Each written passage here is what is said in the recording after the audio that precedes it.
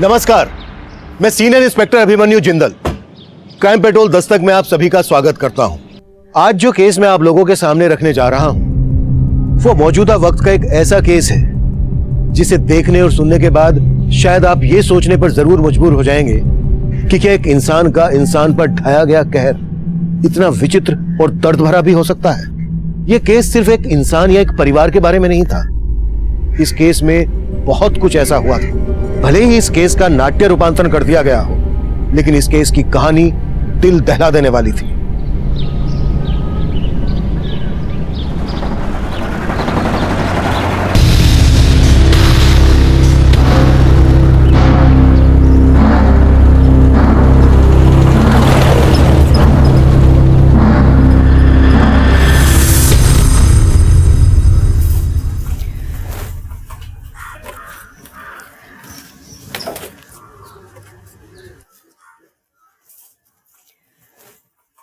ताई, आपके हाथ में तो रंग लग गया। एकता, अब तो शेफाली के हाथ में हल्दी का रंग चढ़ने वाला है। बाबा ने तेरी बहन के लिए लड़का देखा है। वो क्या कहते हैं वो सिक्योरिटी। हाँ, वो सिक्योरिटी गार्ड में काम करता है। खूब चांगला पोरगा आहे ग। आई, वो ना मैं मोहन काका को टोकरे बेच आती हूँ। बघितलं, लगन की जैसी बात की ना, लड़की शर्मा गई, पगली गई। पर इज्जत बचाने के लिए कर्जा भी लेना पड़ेगा ना। बगैर दहेज की बात नहीं बनेगी उस लड़के से। पापा, मैं भी ताई के साथ जाती हूँ। हाँ, हो जा।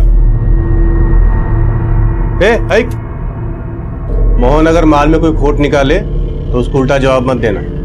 तेरे ताई के लगन के लिए वही है जो हमें कर्जा दे सकता है, समझी? जा। चल ताई। चले लवकर लवकर कर। हाँ, एक काम नीट करत नाही। तू ना अपनी जिंदगी देके भी मेरा एहसान नहीं चुका पाएगा। कामावरून काढलं ना मग कळेल भूक काय असते ती, समझला? इसीलिए समझा रहा हूँ, वरना पछताएगा तू। लो, आ गई रंग बिरंगी। हम तो रंग बिरंगी है काका, लेकिन आप पक्के तेजाब हो। क्या बकतोय? जा काम कर। आजकल तेरी जुबान बड़ी चलती है, ज्यादा चला मत। हाँ, यहीं रुक। और तू क्या देख रही है? चल अंदर, आज देखता हूं तेरे माल में कितना दम है। चल। दम तो मैं दिखाऊंगी काका, क्योंकि आज हमारी टोकरी भी कड़क है और मैं भी। चलो अंदर। चल।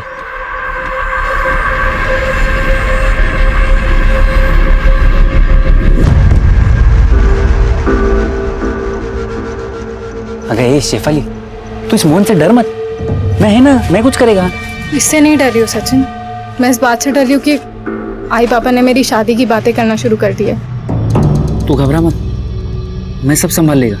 और वैसे भी अब मैं इस मोहन के भरोसे नहीं हूँ नौकरी के लिए। मैंने एक बहुत अच्छा काम ढूंढा है।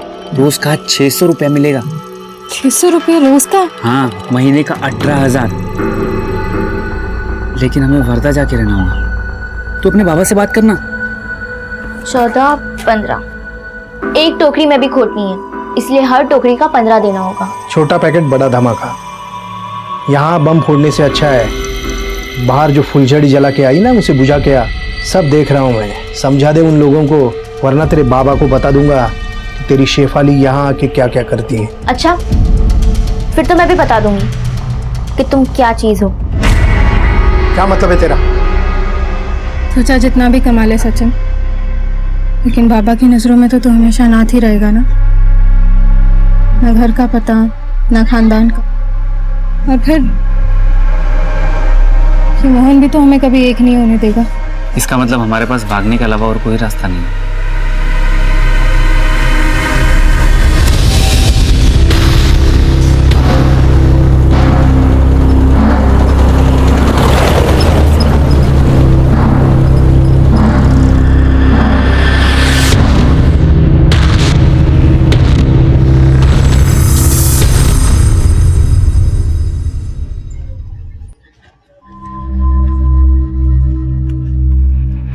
सचिन, मुझे अच्छा नहीं लग रहा है। क्या पता आई बाबा को कैसे लग रहा होगा। तुम चिंता मत करो, मैं हूं ना। एक बार हमारे यहाँ काम सेट हो जाए ना, उसके बाद हम खुद उन्हें जाके सब सच सच बता देंगे। पर अब हम जाएंगे कहाँ?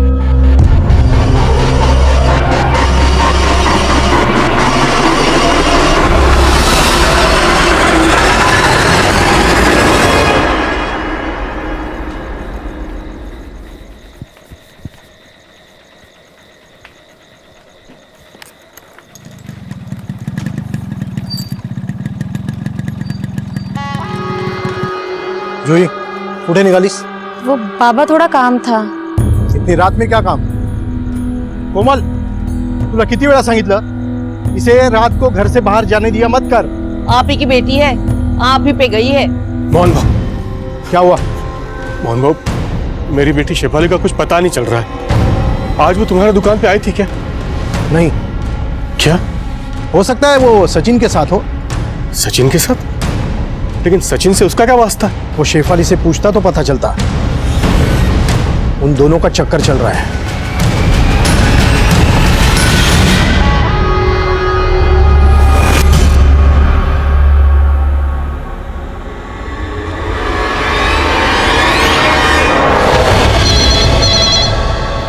PSI कामले, सरोजनगर पुलिस स्टेशन। बोला। कहाँ?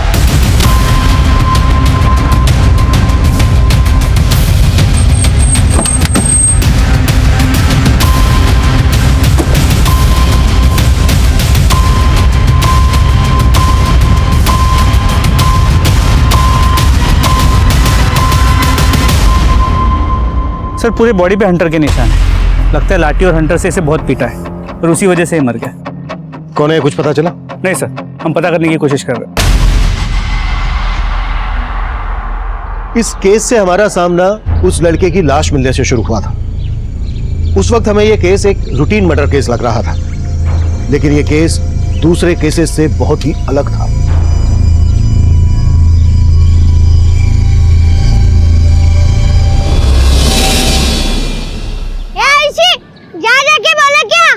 मुझे होमवर्क करना है, तू ही लिया। क्या करेगी होमवर्क करके? जा जाके बोल लेके आ। नहीं लाऊंगी, तू ही लेके आ जा। मुझे आकर दिखाएगी।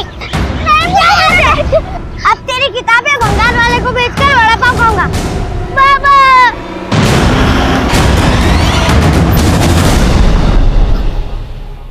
सर,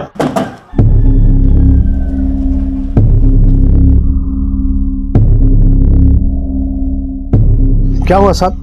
हमें जंगल में इस लड़के की लाश मिली है आणि आम्ही ऐकलंय हा तुमच्याकडे कामाला होता। हाँ साहब, ये सचिन है। ये मेरे दुकान पे ही काम करता था। 3-4 दिन से गायब था। 3-4 दिन से गायब था? फिर तो इसके घर वालों ने इसकी गुमशुदगी की कहीं रिपोर्ट भी लिखवाई होगी। सचिन अनाथ था साहब। वो 2 साल पहले मेरे पास आया था काम मांगने। मैंने उस पर तरस खा के उसे काम पर रख लिया। वो यहीं सोता था दुकान पर, उसका कोई घर नहीं था। सचिन अनाथ था, 2 साल से तुम्हारी दुकान पर काम कर रहा था, 3-4 दिन से गुमशुदा था, तो तुमने उसकी गुमशुदगी की रिपोर्ट क्यों नहीं लिखवाई? दरअसल मुझे लगा वो शेफाली को लेकर भाग गया होगा। कौन शेफाली? हमारे गांव की लड़की। उसका पूरा परिवार मेरे यहाँ टोकरी बेचा करता था। शेफाली का यहाँ आना जाना इसीलिए था। तब से सचिन और उसका चक्कर चल रहा था। शेफाली का बाप भी उन दोनों को ढूंढ रहा है। शेफाली का घर कहाँ है? ये इथे जवळच। Thank you.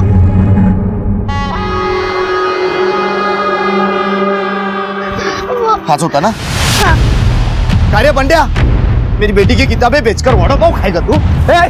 क्यों मारा मेरे भतीजे को? अरे मेरे बेटी की किताबें बेच के वड़ा पाव खाना इसको। अरे सुनो तो मेरी बात को तो सुनो। अरे वो मेरी बेटी।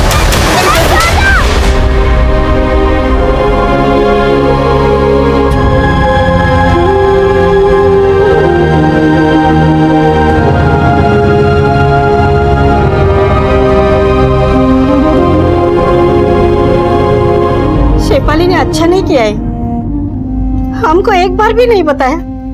और इतना बड़ा कदम उठा बैठी है लड़की, काय करूं बस नहीं है। क्या सचिन की लाश मिली? साहब, मेरी बेटी शेफाली ठीक है ना? ये नाटक मत कर। कहीं ऐसा तो नहीं है कि सचिन को भी तू नहीं? अरे नहीं साहब, बस काय बोलते हैं तुम्ही? देखिए साहब, हम सच में शेफाली के लिए परेशान हैं और आप उल्टा हम पे आरोप लगा रहे हैं। अगर तू शेफाली के लिए सच में परेशान है तो हमारे पास क्यों नहीं आया? उसकी गुमशुदगी की रिपोर्ट क्यों नहीं लिखवाई? क्या करता साहब, मैं रिपोर्ट लिखवा के। मोहन बाबू बता रहे थे कि सचिन शेफाली को लेके भाग गया है। रिपोर्ट लिखवा के अपनी बेइज्जती का ढिंडोरा पिटवाते। लेकिन साहब, सचिन का सुन के मुझे मेरी बेटी शेफाली की बहुत फिक्र हो रही। उसको बचा लीजिए सर, आपके हाथ जोड़ता।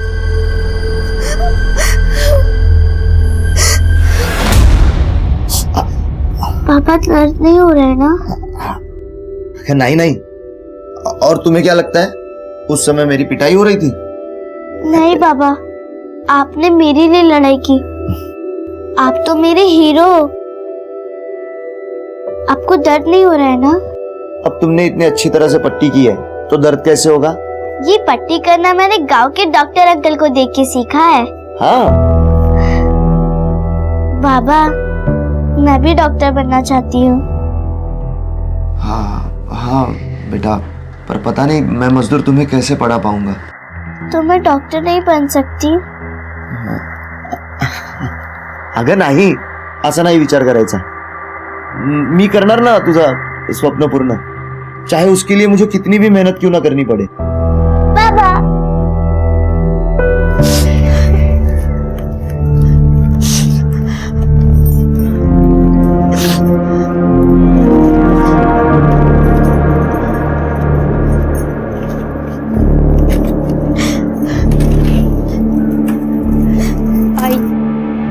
सब मेरी गलती है। मुझे आप लोगों से सच नहीं छुपाना चाहिए था। क्या छुपाना नहीं चाहिए था? क्या जानती है तू? बोलना, क्या जानती है? अगर मैंने सच बोला तो पापा मुझे बहुत मारेंगे। एकता, क्या बोल रही है तू? क्या किया तूने? बोल बोल।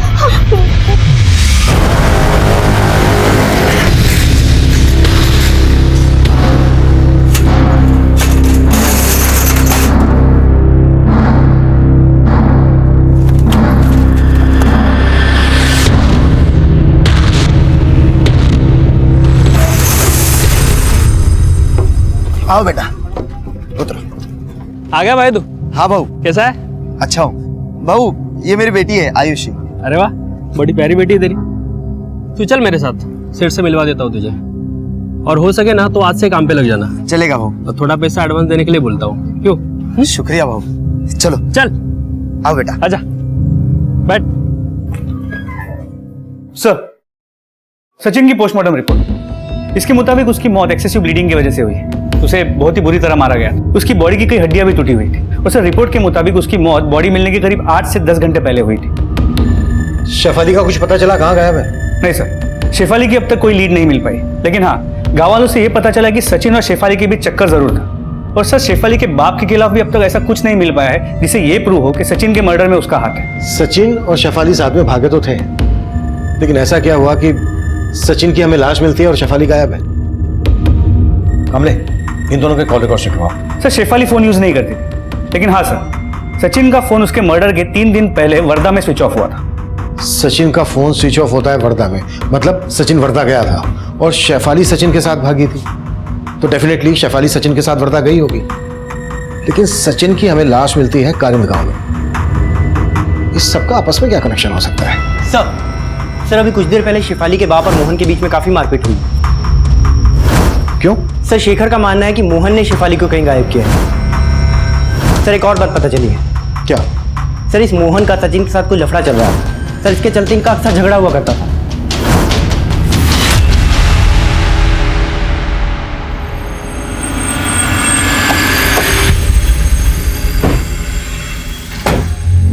हाँ, मैंने मारपीट की मोहन के साथ, क्योंकि उसी ने मेरे बेटे को गायब किया साहब। अगर तुम्हें मोहन पर यह शक था तो ये बात तुमने हमसे पहले क्यों नहीं बताई? वो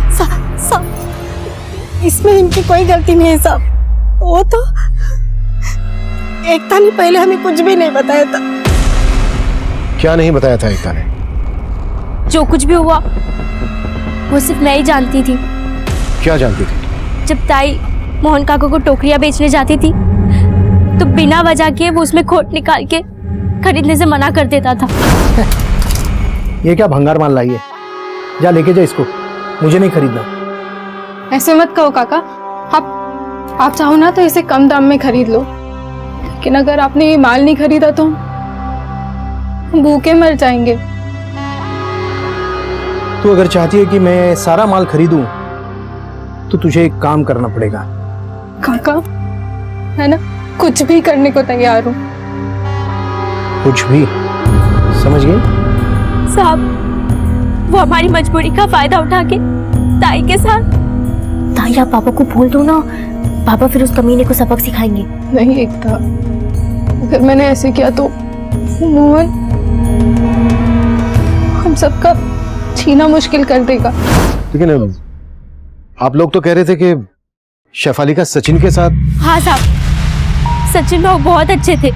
वो ताई का दुख समझते थे, उनका अच्छा करना चाहते थे। दोनों को प्यार हो गया, वो तो उनसे शादी बनाना चाहते थे, लेकिन ताई बाबा को नहीं बोल पाई। फिर भाव को वर्धा में एक नौकरी मिली थी। क्या नौकरी मिली थी और किसके पास मिली थी?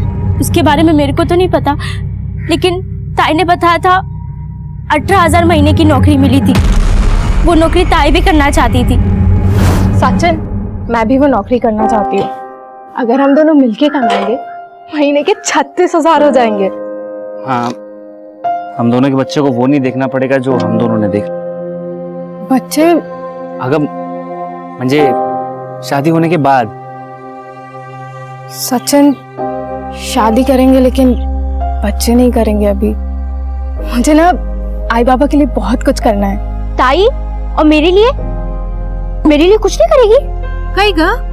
हम दोनों की बातें सुन रही थी। हाँ, पर आप दोनों वर्धा कैसे जाओगी? बाबा तो। जानती हूँ, बाबा नहीं मानेंगे, इसलिए हम दोनों उन्हें बिना बताए जाएंगे। फिर वो दोनों वर्धा चले गए, लेकिन मोहन काकू को इस बात की बहुत परेशानी थी कि सचिन ताई को पसंद करता है। साहब, हमें लगता है उस मोहन ने ही सचिन के साथ गुस्सा निकाले और उसी ने हमारे शेफाली को भी छुपा के रखा है साहब। आप उसको ढूंढिए साहब। उसको छोड़ना मत साहब, पता नहीं मेरी बेटी को किस हालत में रखा होगा उसने। वो बाथरूम जाना। जो करना है यही कर।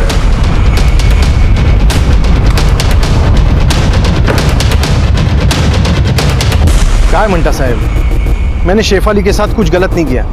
उसकी बहन झूठ बोल रही। तू सच बोल रहा है, इस बात की क्या गारंटी? गारंटी तो उसने भी नहीं दी होगी। ये उन लोगों की चाल है। जरूर शेखर ने गुस्से में सचिन को मारा होगा और उसे छुपाने के लिए नई नई कहानी बना रहे ये लोग।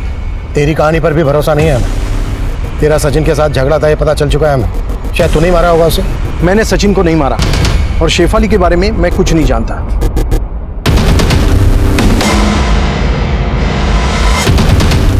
हाँ सुन, आज हम नहीं मिल पाएंगे। किससे बात कर रही थी? आपको बता के क्या फायदा, आप तो बस अपने पति की फिक्र कीजिए। देखा ना पुलिस वाले कैसे सवाल जवाब कर रहे थे। उसका किया वो जाने, लेकिन एक बात याद रखना, मैं तुम्हें मेरे हाथ से निकलने नहीं दूंगी। आपको क्या लगता है आप मुझे रोक लेंगी?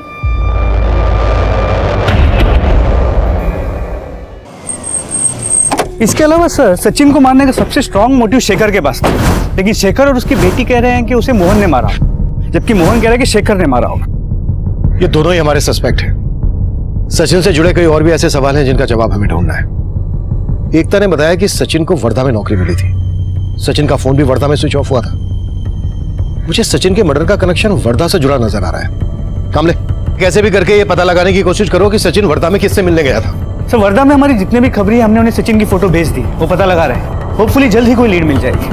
हमारे लिए ये जानना भी जरूरी है कि शेफाली को किसने और किस मकसद से गायब करके रखा है।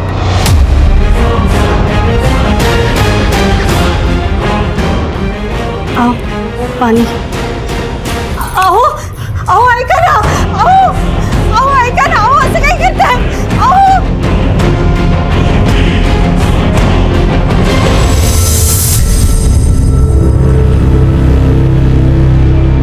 बाबा, ये गाड़ी में इतना अंधेरा क्यों है?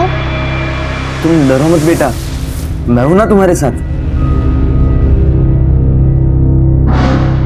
वैसे हम कहाँ जा रहे हैं? बाबा बताइए ना, कुछ सीक्रेट है क्या? हाँ, सीक्रेट ही है। हम ना एक सीक्रेट जगह जा रहे हैं। सीक्रेट जगह? हाँ।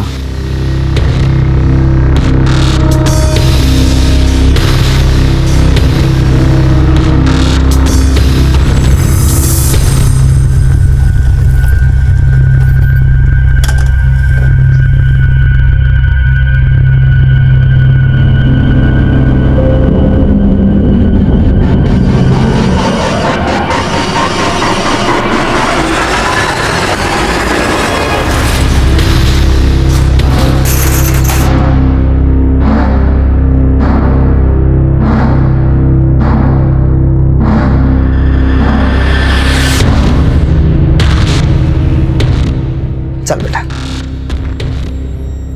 बाबा आपने तो कहा था कि कोई सीक्रेट जगह पे जा रहे हैं, लेकिन ये तो खेत है। हाँ बड़ा, तेज तरह है सीक्रेट। हमें इस खेत में एक खेल खेलना है। कैसा खेल? बताता हूँ, पर इस खेल का एक नियम है। कौन सा नियम? ये खेल खेलते वक्त हम इस खेत से बाहर नहीं जा सकते, वरना नियम टूट जाएगा और हम हार जाएंगे, है ना? बात क्या कर रहा है? चलो शुरू करो। हाँ, देखो देखो, उन्होंने भी कहा ना शुरू करने के लिए, तो हम शुरू करते। अच्छा खेलो बेटा। हाँ। चलो।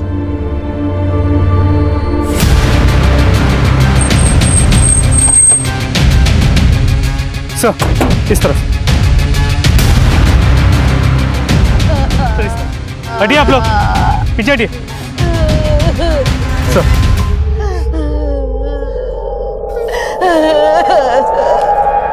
सर, ये मोहन की बेटी जूही है। इसका गला काट के इसे मार दिया गया। सर इसका पर्स इंटैक्ट है और कपड़ों से लगता नहीं कि इसके साथ कुछ गलत किया गया है। सर इसकी स्कूटी भी यहीं पे खड़ी है। सर लगता है कि मोटिव मर्डर ही है। कुछ दिन पहले यहाँ पास में सचिन की डेड बॉडी मिली थी, और अब जूही की। साहब शेफाली के बाप ने ही मारा मेरी बेटी को, क्योंकि उसे लगता था कि शेफाली को मैंने कहीं छुपा के रखा। मैंने कुछ नहीं किया, लेकिन उसने मेरे बेटी को मार डाला साहब, मार डाला। अबे रोने का ढोंग बंद कर, सब तेरी गलती है। तुझे पहले ही बोल देना चाहिए था, तो उस मोहन को देख लेते तो आज नौबत ही नहीं होती थी, पता है? पहले तेरी दीदी गायब थी और आज तेरे बाबा।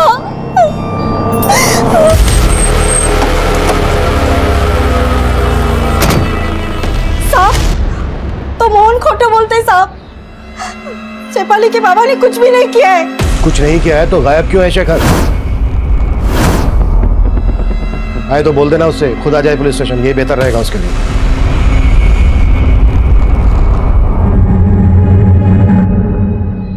पापा, पापा, बाबा खेत में सच में सीक्रेट था, लेकिन बहुत कम। मैंने 201 आलू निकाले, उसमें से एक आलू बहुत अनोखा था, इसलिए मैंने छुपा लिया। लेकिन बाबा इसमें सीक्रेट क्या है, वो तो बताओ। हाँ, अरे बेटा यही तो सीक्रेट है। देखो इसमें छोटा वाला जो है ना, वो तुम हो, और बड़ा वाला मैं। हम भी दिखते दो है, लेकिन है एक जान। एक जान? वो कैसे? क्योंकि ना मैं तुम्हारे बगैर रह सकता हूँ, और ना तुम मेरे बगैर रह सकती हो। बाबा और कौन सी सीक्रेट है यहाँ, और कौन से खेल खेलेंगे? बेटा अगला खेल ना कल होगा, अभी तू सो जा। हाँ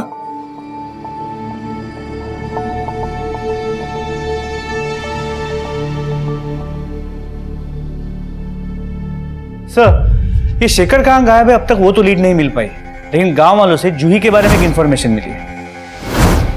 कैसी इन्फॉर्मेशन? श्री जूही का गांव के एक अनिरुद्ध नाम के लड़के के साथ चक्कर चल रहा था, और जहां जूही की बॉडी मिली, अनिरुद्ध और जूही अक्सर वहां मिला करते थे।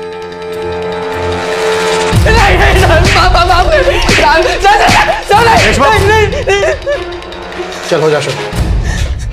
साहब मैं मानता हूँ कि मेरा और जूही का अफेयर था, लेकिन साहब मैंने कुछ नहीं किया। जूही की लाश हमें वहीं मिली है जहां पर तू और जूही अक्सर मिला करते थे। कल भी देखा गया था तू वहां। साहब मैं वहां गया था, लेकिन मुझे जूही ने बुलाया था मिलने के लिए, और जब मैं वहां गया तो मैंने देखा जूही। साहब मैंने जूही को नहीं मारा साहब। जहां हमें जूही की लाश मिली उसी जगह के पास कुछ दिन पहले हमें सचिन की लाश मिली थी। अब ये बोल, तेरा और जूही का सचिन के मर्डर से क्या कनेक्शन है? कोई कनेक्शन नहीं है साहब, लेकिन हाँ साहब, ये जूही का बाप है ना, एक नंबर का कमीना है। शेफाली के साथ भी कुछ गलत कर रहा था वो। जूही को सब पता चल गया था साहब, इसीलिए वो अपने बाप के साथ नहीं रहना चाहती थी। साहब मुझे यकीन है कि जूही के बाप ने उसे मारा है साहब। वो लड़का झूठ बोल रहा है। मैं अपनी बेटी को मरवाऊंगा? शेखर ने मारा है मेरी बेटी को, तभी वो कमीना गायब है। ऐसा भी तो हो सकता है कि सचिन की तरह तूने शेखर को भी गायब कर दिया हो। आप बिना किसी सबूत के मुझ पर आरोप नहीं लगा सकते। ना ही मैंने अपनी बेटी जूही को मारा है और ना ही शेफाली को अगवा करने में मेरा कोई हाथ है।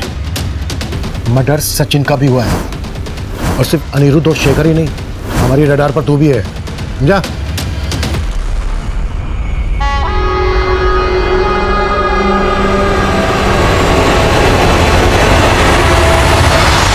इस डबल मर्डर केस में कई पर्सनल एंगल थे, लेकिन सचिन का वर्धा से क्या कनेक्शन था, शेफाली कहां गायब थी, इन सवालों का हमें कोई जवाब नहीं मिल रहा था। वहीं जूही के मर्डर के बाद शेखर का गायब होना उसे सस्पेक्ट तो बना रहा था, लेकिन यह भी लग रहा था कि शेफाली के बाद शेखर का गायब होना कहीं क्रिमिनल का कोई षड्यंत्र तो नहीं। हम इस केस की तह तक जाना चाहते थे।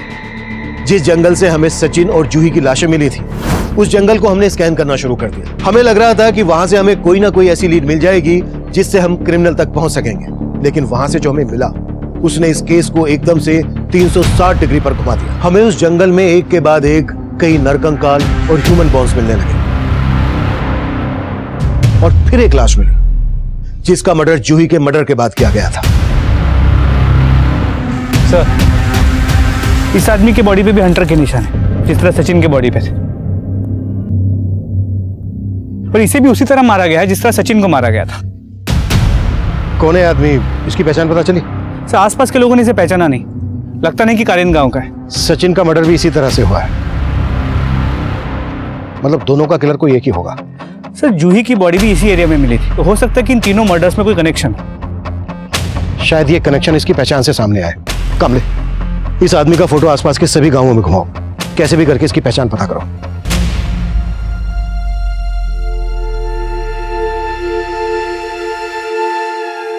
अब तो शेफाली के हाथ में हल्दी का रंग चढ़ने वाला है।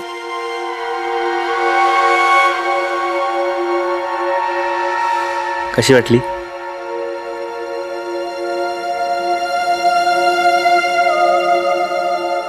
ये तो महंगी होगी ना रे, इतने पैसे कहाँ से आए तेरे पास? अगर पैसे जोड़े थे मैंने, और ये हमारी सगाई की अंगूठी है, समझ ले आज हमारी सगाई होगी। सर, इस लाश की पहचान हो गई। सर, ये निशांत दुलिया गांव का रहने वाला है। दुलिया गांव में पूछताछ की तो पता चला ये 3 महीने से गायब था। निशांत पिछले 3 महीने से गायब था, फिर भी इसकी किसी ने मिसिंग कंप्लेन फाइल नहीं करवाई।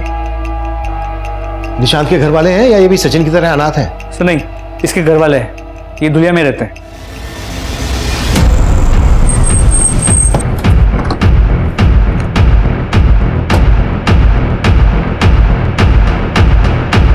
साहब, निशान 3 महीने पहले वर्धा गया था, बोल रहा था उसको कोई काम मिला है वहां पे। क्या काम मिला था?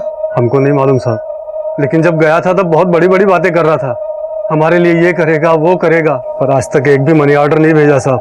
हम तो सोचने लगे कि हमको भूल गया वो, पर क्या पता था इस हालत में मिलेगा वो। आपको कभी उसकी गुमशुदगी की रिपोर्ट लिखवाने की नहीं सोची? हम गरीबों की कौन सुनता है साहब, फिर हम अकेले नहीं है साहब गांव में, और भी पढ़े बहुत से। एक मिनट, आपके कहने का मतलब यह है कि निशांत के अलावा कोई और भी गायब है? जी साहब, निशांत के साथ उसका दोस्त हरी भी गया था वर्धा, उसका भी कोई अता पता नहीं। सचिन की ही तरह निशांत और हरी का भी वर्धा से कोई ऐसा कनेक्शन था जो सचिन का मर्डर और हरी के पिछले 3 महीने से गायब होने का राज सामने लाया। लेकिन हैरान कर देने वाली बात यह थी कि उनके परिवार ने उनकी मिसिंग कंप्लेंट फाइल नहीं की थी, और उनकी ये मानसिकता हमें सोचने पर मजबूर कर रही थी कि क्या वाकई में पुलिस और प्रशासन पे से उनका भरोसा उठ गया था। पर यह भी सच था कि उनके बिना दरख्वास्त के हमें इस मसले का कैसे पता चलता, और उनकी ये चूक इस अपराध की सबसे बड़ी दस्तक थी, और तब हमें उनकी इस चूक का अंदाजा हो गया था। इसलिए हमने खरीद और धुलिया समेत आसपास के सभी गांवों में पूछताछ की, और फिर जो हमारे सामने आया उसने हमें फिर से चौंका दिया था। सर, कारियन, धुलिया और आसपास के कई गांवों से 30 से ज्यादा लोगों के गायब होने के बारे में पता चला है। इनमें औरत, मर्द, बूढ़े, बच्चे सभी शामिल हैं। इनमें से कुछ वर्दा काम की तलाश में आए और कुछ अपने पर्सनल काम से, लेकिन इनमें से कोई भी अपने घर वापस नहीं पहुंचा है। हो सकता है इन सबके गायब होने का राज कहीं ना कहीं वर्दा से जुड़ा हो। तुम्हें याद है कामने, सचिन का फोन भी आखिरी बार वर्दा में ही स्विच ऑफ हुआ था। सर, ये शेखर और शेफाली, इन दोनों का भी अब तक कोई लीड नहीं मिल पाया है। मे बी इन दोनों के गायब होने का कनेक्शन भी वर्दा से जुड़ा हो। एक काम करो कामने, जितने लोग भी मिसिंग हैं इन सब के फोटोग्राफ वर्दा के हर छोटे बड़े गली मोहल्ले में घुमाओ। हो सकता है किसी से कोई काम की इंफॉर्मेशन मिल जाए। हो सर।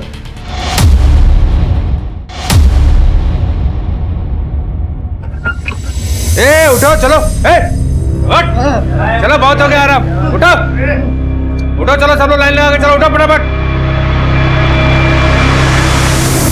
पापा, आप हमेशा कहते हो कि यहाँ का नियम नहीं तोड़ना है, लेकिन यहाँ से अच्छा तो गांव था। वहाँ कोई नियम नहीं था। मुझे और खेल नहीं खेलना, और मुझे डॉक्टर भी नहीं बनना। पापा, आप मुझे गांव ले चलो। पापा, पापा, गांव ले चलो। बेटा, ओ भरतलाल, हैं? गला घोट दूंगा, मिलते रहना गले। चल, चलो।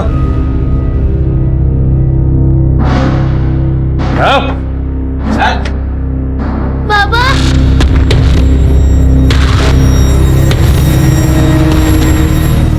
चले, लवकर लवकर।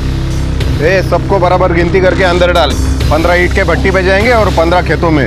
कोई गड़बड़ नहीं चाहिए मेरे को। चल, चल, चल, चल, चल।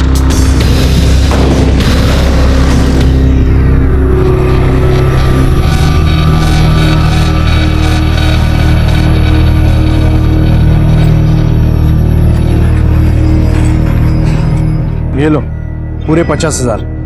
पुलिस के चक्कर में फंसा हुआ था, इसलिए देने में देर हो गई। कोई बात नहीं, मैं तो आप जैसों की मदद में हमेशा आगे रहता हूँ। अपने पहचान वालों को भी बोलो, सबके काम आऊंगा जरूर।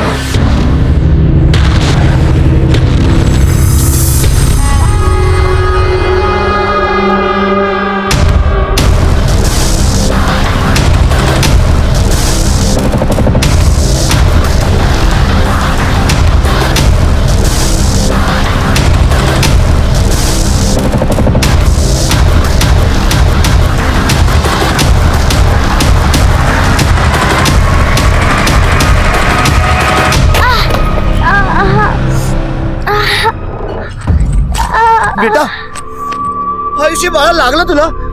बाबा, कोई बात नहीं, ये छोटी सी चोट है।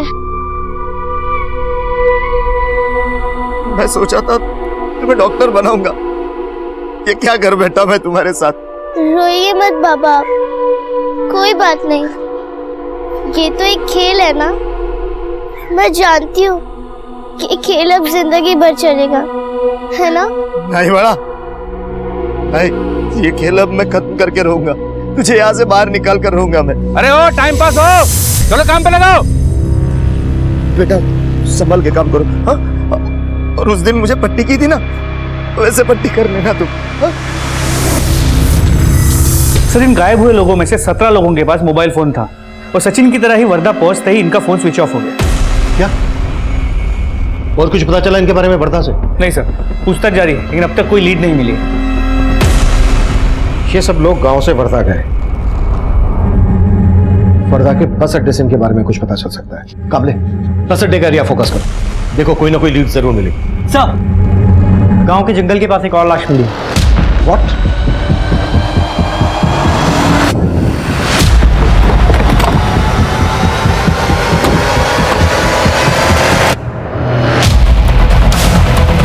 पीछे हो जाइए आप लोग।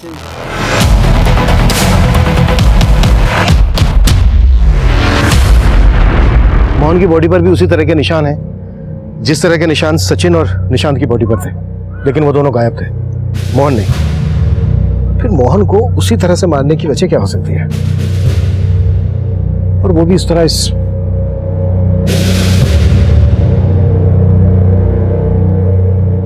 आपने आखिरी बार मोहन को कब देखा था? सुबह देखा था। मोहन जब घर से निकला आपसे कुछ कहा था कि कहाँ जा रहा है? वो कभी मुझसे कुछ कहकर नहीं जाते थे। मेरी बेटी को मुझसे छीन लिया, उन्हें उनके किए की सजा। क्या मतलब? मुझसे कुछ मत पूछो सर, मुझे मेरे हाल पे छोड़ दो। ये मोहन की बीवी का रवैया अटपटा सा नहीं लगा? पति का मर्डर हो गया लेकिन चेहरे पे एक शिकन तक नहीं। लगता है मोहन की बीवी मोहन का कोई ऐसा राज जानती है जो हमसे छुपा रही है, या फिर इसका खुद का कोई ऐसा राज है जो हमसे छुपा रही है। इसकी एक्टिविटीज पता करो। Sir excuse me. Deshmukh. Hello. हाँ बोला। ठीक है सर। वारदा के विजयनगर बस स्टॉप से एक लीड मिली। पता चला वहाँ एक ऑटो वाला है जो लोगों को काम देने की बात करता है और अपने साथ ले जाता है।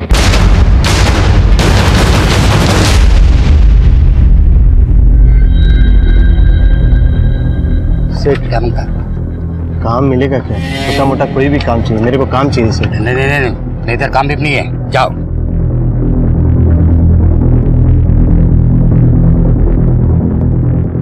भाई काम की जरूरत है तेरे को?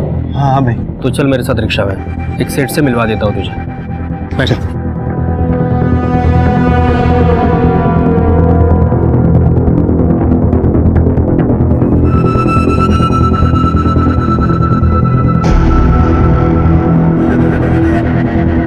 आजा आजा चल।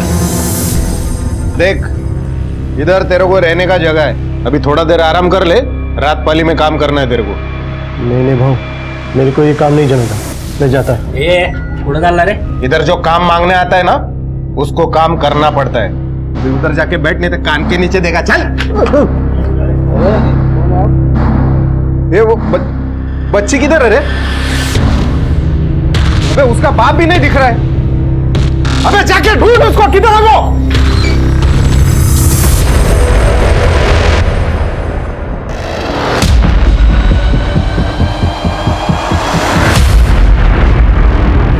अरे इधर क्या कर रहा है तुम लोग?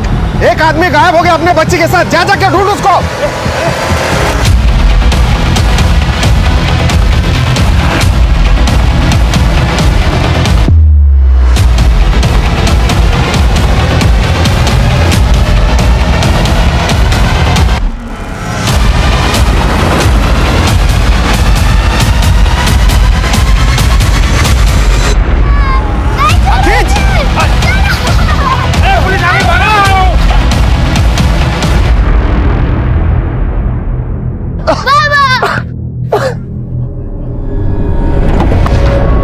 देखा?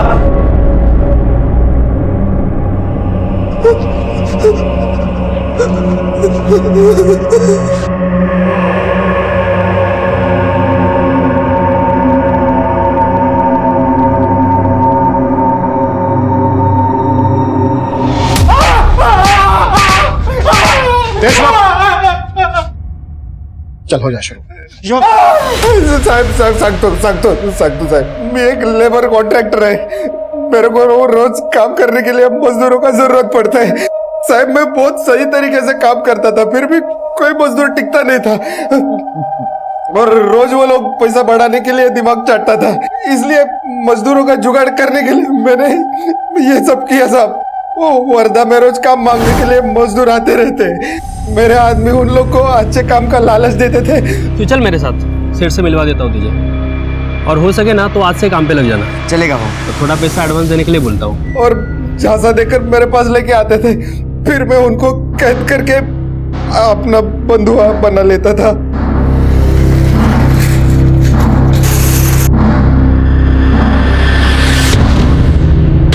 साहब सिर्फ एक वक्त का नाश्ता और 2 वक्त का खाना देता था उनको, मेरा काम चल जाता था।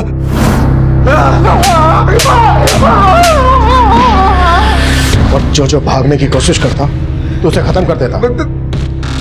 सचिन और निशांत भी तेरे बंधुआ थे? हाँ साहब, सचिन और वो लड़की मेरे पास काम मांगने के लिए आए थे। अच्छा है, हाँ? लेके जा अंदर, जाए घेऊन जा आतमध्ये आला, चल चल अंदर चल। शायद मैंने उनको भी अपना बंधुआ बना लिया और फिर उन दोनों ने भागने की कोशिश की।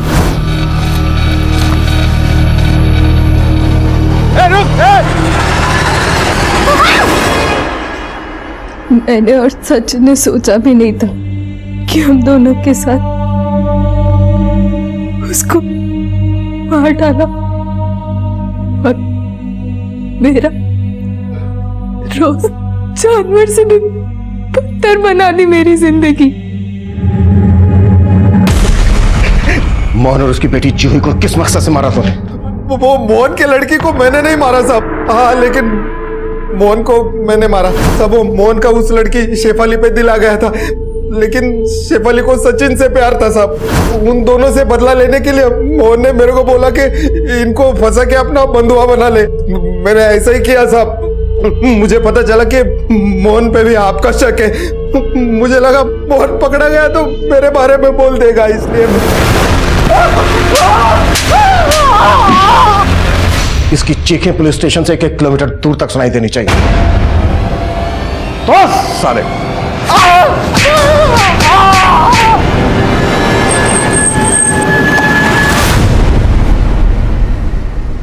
शेफाली सहित कई लोगों को एक लंबे समय के बाद अपने करीबियों का चेहरा देखना नसीब हुआ, पर अफसोस की बात यह है कि कई महीनों तक उनकी कोई खोज खबर न मिलने के बावजूद भी उनके परिवारों ने पुलिस में कोई खबर नहीं की। उन्होंने एक बहुत ही बड़ी दस्तक को अनसुना किया, जिसके कारण निशांत जैसे ही ना जाने कितने लोगों को अपनी जान गंवानी पड़ी। शेफाली के पिता शेखर को हम अभी भी ढूंढ रहे हैं। जूही मर्डर केस की फाइल अभी भी इस सवाल के साथ खुली पड़ी है कि क्या जूही का मर्डर शेखर ने मोहन से बदला लेने के लिए किया था। हम रोजाना अपने आसपास ऐसे तबके को भी देखते हैं जो बुनियादी सुविधाओं के बिना सिर्फ 2 वक्त की रोटी के लिए संघर्ष से जूझ रहे होते हैं। अगर हम ऐसे लोगों के लिए कुछ कर सकते हैं तो हमें जरूर करना चाहिए। अगर नहीं कर सकते हैं तो कम से कम उनका शोषण तो ना करें। हमारे आज के एपिसोड की दूसरी कहानी। हमारी जिंदगी का लेखा जोखा ऊपर वाले के हाथ में है, और जब जिसका समय पूरा हो जाता है वो अपनी शरण में ले लेते हैं। जिंदगी देने या लेने का हक सिर्फ भगवान को है, किसी इंसान को नहीं। नमस्कार, मैं senior inspector Ranjeet Thakur, Crime Patrol Dastak में आपका स्वागत करता हूं। यह केस मेरे पास तब आया था जब मैं लखनऊ में पोस्टेड था। एक स्कूल प्रिंसिपल आशा शर्मा, जिनकी जलकर मौत हो गई थी। क्या यह सिर्फ एक हादसा था या हकीकत कुछ और ही थी?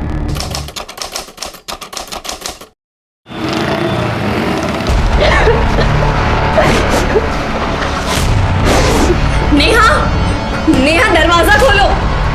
नेहा प्लीज हमें तो बताओ क्या हुआ है स्कूल में। नेहा, किसी ने तुमसे कुछ कहा है? नेहा, कल स्कूल से जब से आई हो तब से बंद करा हुआ है। नेहा प्लीज दरवाजा खोलो। नेहा प्लीज नेहा दरवाजा खोलो, हमें डर लग रहा है। नेहा क्या हुआ है, प्लीज हमें तो बताओ नेहा।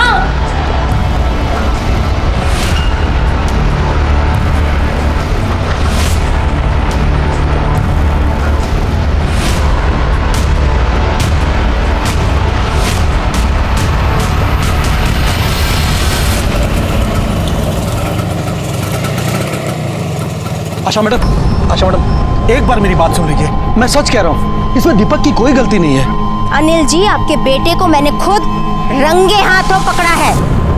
इसकी वजह से मेरे स्कूल का नाम खराब हो जाता। और तुम स्कूल में घुसे कैसे? मैंने तो तुम्हें रस्टिकेट कर दिया था। मैडम क्या कर रही हैं आप? देखिए, आप ठीक नहीं कर रही हैं। आप इसका भविष्य बर्बाद कर रही है। मैं भी चुप नहीं बैठूंगा।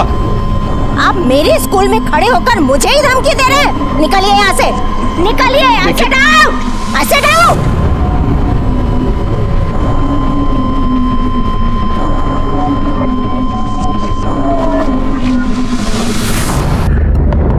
क्या कर रहे हो तुम लोग यहाँ पे? जाओ अपने क्लास में। मैडम, आपने कुछ जरूरी मीटिंग के लिए कहा था, तो मैं सारे टीचरों को बुला लूं?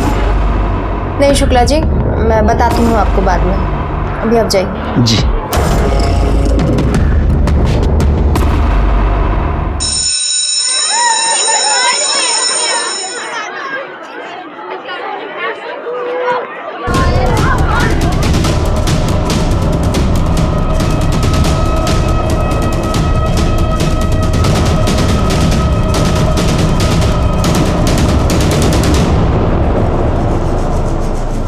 दरवाजा खोलो।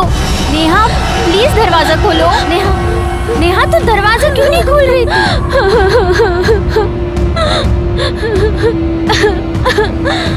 क्या हुआ है बता मुझे। दीदी मुझे बहुत डर लग रहा है। पहले मुझे ये बता कि तेरे साथ हुआ क्या है। किसी ने कुछ कहा है तुझे?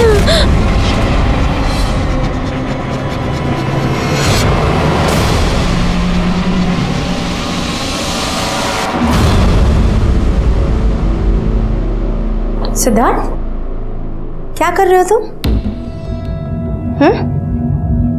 कुछ पूछ रही हूँ तुमसे, क्या कर रहे हो तुम इस समय? तुम्हारा दिमाग खराब है क्या? हाँ? रोज दुकान बंद करके घर चले आते हो दोपहर में? तो आखिर रखा क्या है उस छोटी सी दुकान में? हाँ? लोग मजाक उड़ाते हैं मेरा, आपको पता है? बोलते हैं माँ स्कूल के प्रिंसिपल है और बेटा दुकान चलाता है। तुमसे ज्यादा शर्म ना मुझे आती है सिद्धार्थ। पढ़ाई वढ़ाई तो तुमसे हुई नहीं, 10th पास करने के बाद दुकान में नहीं बैठोगे तो क्या करोगे? और तो फिर क्यों नहीं आप मेरा वो शोरूम खुलवा के दे रही हैं? मैं कब से बोल रहा हूँ ना आपको, आप क्यों नहीं कर रही मेरे लिए? ऐसे पेड़ पे नहीं उगते हैं। पहले ये दुकान तो चला के दिखाओ, उसके बाद खोल दूंगी तुम्हारा शोरूम। सच तो ये है माँ कि आप मेरे लिए वो शोरूम खुलवाना ही नहीं चाहती। न जाने किसके लिए पैसा जमा कर रही है और ये सिंदूर बिंदी किसके नाम के लिए लगा? सिद्धार्थ, तुम अपने काम पर ध्यान दो। आपसे कुछ बात करना ही बेकार है माँ, समझी आप? सिद्धार्थ, सिद्धार्थ!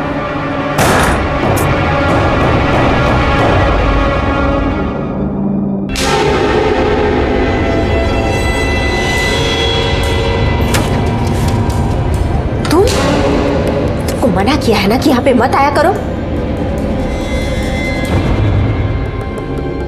ये औरत का ना कुछ समझ में नहीं आता। ये लड़का कौन है? क्या जाने, है तो प्रिंसिपल, लेकिन इनकी हरकतें तो देखो। एक बात बता, इसके पति को तो कभी हमने देखा नहीं, तो ये किसके नाम का सिंदूर लगाती है? पता नहीं।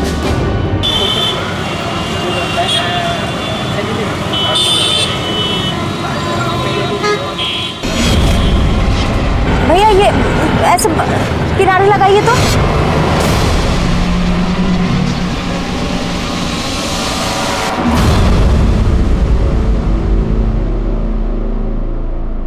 भैया उस ऑटो का पीछा करिए तो।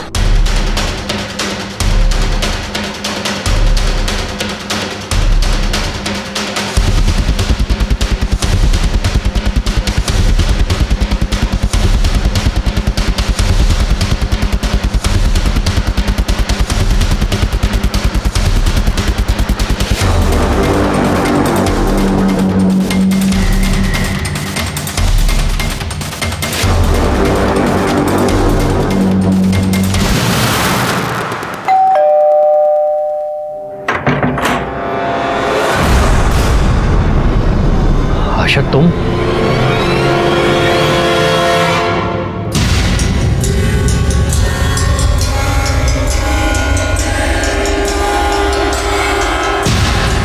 न जाने किसके लिए पैसा जमा कर रही है और किसके नाम पे ये सिंदूर लगा रही है।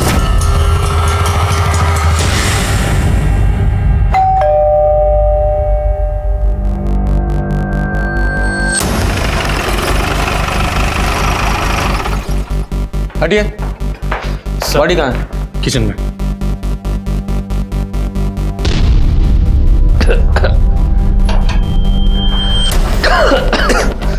सर बड़े ब्रूटल तरीके से मौत हुई है। सर इनका नाम आशा शर्मा था, स्कूल में प्रिंसिपल थी और सर इनकी एज कुछ 45-46 का राउंड होगी। सर हम यहाँ पर जब आए थे तब दरवाज़ा बाहर से लॉक था, फिर हमने ही खुलवाया। ये देखिए सर। हाँ लेकिन ये तो सेल्फ लॉक है ना, हो सकता है कोई घर के अंदर पहले से ही हो, जलाने के बाद दरवाजा बंद करके भाग गया। माँ, माँ, माँ, माँ, माँ, रुको। माँ, भगवान। आप इनके बेटे हैं सिद्धार्थ? कहाँ थे आप? मैं सर अपनी शॉप पर था, मुझे मेरे पड़ोसी का फोन आया, तभी मैं भागता हुआ इधर आया। भगवान। आसमान, बॉडी को पोस्टमार्टम के लिए भेजो, फॉरेंसिक को बुलाओ और घर की अच्छे से जांच करो। सर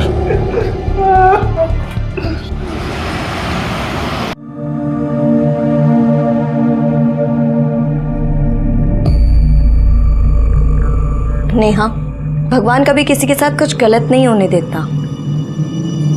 उसे अपने किए की सजा मिल चुकी है। और हाँ, अब तुझे डरने की कोई जरूरत नहीं है। पापा, हमें बहुत डर लग रहा है। देख बेटा, तू डर मत, कुछ नहीं होगा। बस तू अपना मुंह मत खोलना, किसी को कुछ पता नहीं चलेगा। अरे भाई, अरे तुम सोए हुए थे जब हम वहां से निकले। हाँ ठीक है सर। वो अरे जन्मदिन के आशीर्वाद दे रहे हैं ना तुमको, इससे बड़ा गिफ्ट और क्या चाहिए। शाम को मिलके केक काटेंगे, ठीक है? चल। हाँ बोलो सर। प्रिंसिपल आशा शर्मा की पोस्टमार्टम रिपोर्ट आ गई है सर। रिपोर्ट के मुताबिक बॉडी 75% जल गई थी और मौत का समय दोपहर 3 से 6 के बीच का है। और सर आपका शक सही था, फॉरेंसिक वालों को आशा शर्मा के हाथ और पैर पर नायलॉन की रस्सी के ट्रेसेस मिले। हाँ, इसका मतलब पहले उन्हें बांधा गया होगा, फिर जला गया होगा। लेकिन सर कोई प्रिंसिपल को इतने ब्रूटल तरीके से क्यों मारना चाहेगा? वही पता लगाना है। एक काम करो, आशा जी के कॉल डिटेल्स निकालो और उनके बेटे सिद्धार्थ से मिलते हैं। ठीक है, चलो निकलो। जाओ।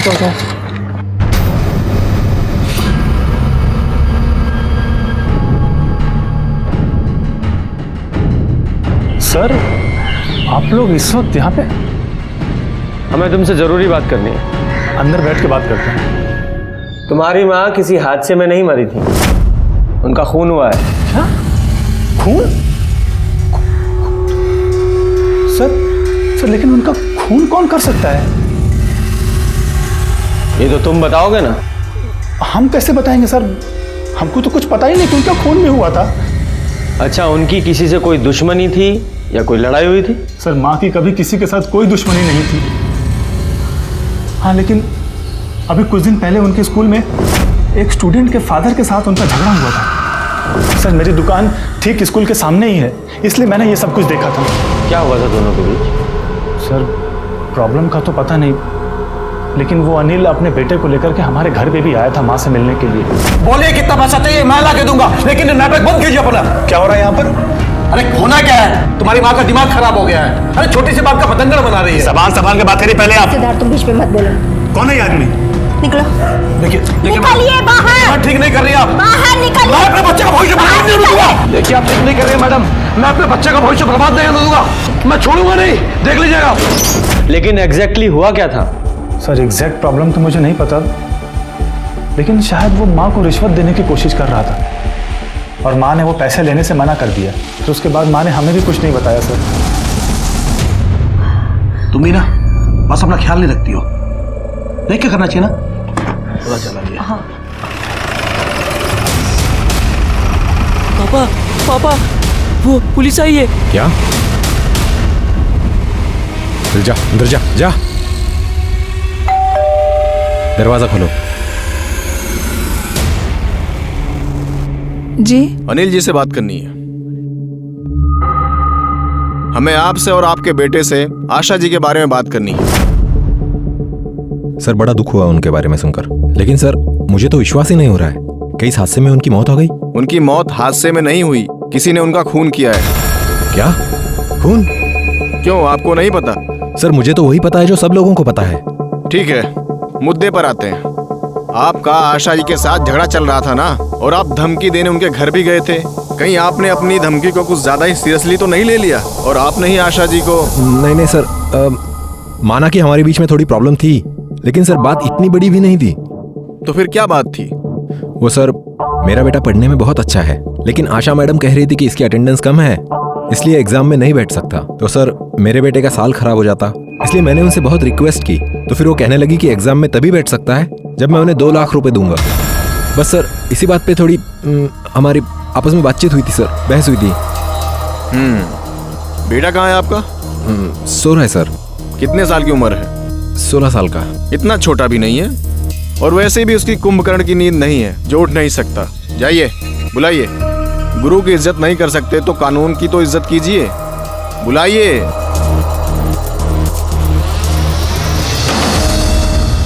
दीपक जी क्या हुआ था बेटा? वही जो पापा ने बोला।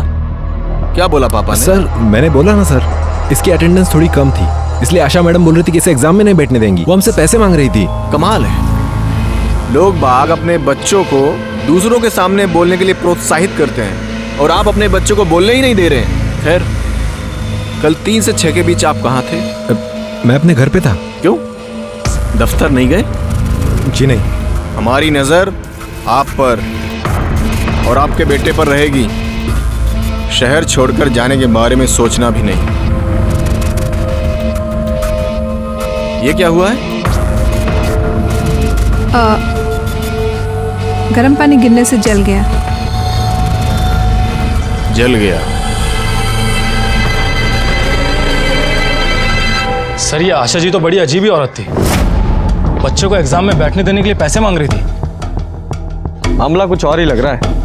इन लोगों की कॉल डिटेल से पता करो कि कल ये लोग 3 से 6 के बीच में कहाँ थे, और ये भी पता करो कि इन लोगों ने कोई हाल फिलहाल में नायलॉन की रस्सी खरीदी थी क्या। आशा जी के घर पे जाओ, उनके आस पड़ोस में पता लगाओ कि उन्होंने उनके घर में किसी को आते जाते देखा था या कोई अजीब बात नोटिस की थी।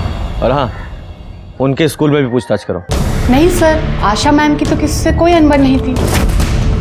इनफैक्ट वो तो बहुत ही अच्छे नेचर की थी, सबसे घुल मिल के रहती थी। कोई भी ऐसा दिन नहीं था जब वो स्कूल ना आए।